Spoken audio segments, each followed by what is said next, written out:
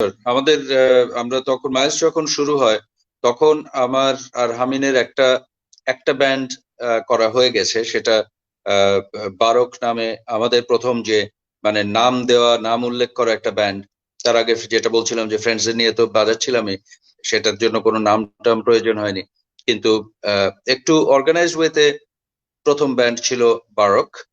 বারক নিয়ে আমরা hotel ইন্টারকন্টিনেন্টালে বাজাচ্ছিলাম, regular show টো ঢাকায় বেশ কিছু করতাম। বেশ পরিচ্ছন্ন একটা ভালো ব্যান্ড ছিল।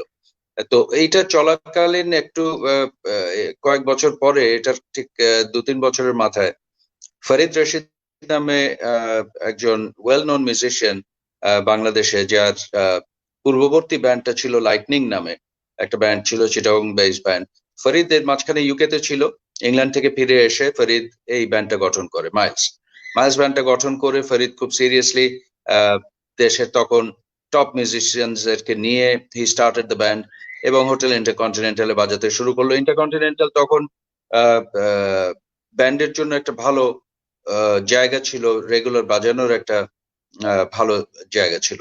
তো সেখানে বাজাতে শুরু করলো এবং ব্যান্ডটা ফর্ম করার কয়েক মাসের মধ্যেই হামিন এবং আমাকে ফরিদ ডেকে নিল, আমাদের বাসায় আসলো, দেখলো, আমাদের সাথে পরিচয় হলো।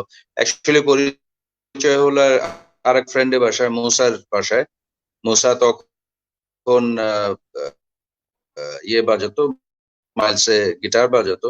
মুসার বাসায় পরিচয়, দেখা সাক্ষাৎ হলো, ফরিদ ইনভাইট করলো। সো মাইলস ফরিদ গঠন করার প্রায় 3-4 মাসের মাথায় হামিন এবং আমাকে ব্যান্ডে নিল, ডাকলো, আমরা জয়েন করলাম। তখন প্রচন্ড ইন্টারেস্ট এবং এনার্জির কোনো অভাব নাই। So we started playing many for many years.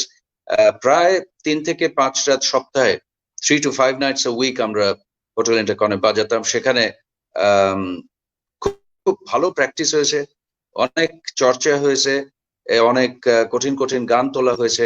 একটা ভালো এনভায়রনমেন্ট ছিল যেখানে আমরা ওয়েস্টার্ন মিউজিকটা ঠিক মতো শিখে পারফর্ম করার সুযোগ পেয়েছিলাম এবং সেটা রেগুলার হচ্ছিল। তাতে এক ধরনের দক্ষতা চলে এসেছিল, আমাদের স্কিলটা ডেভেলপ করেছিল। So that is how Miles started.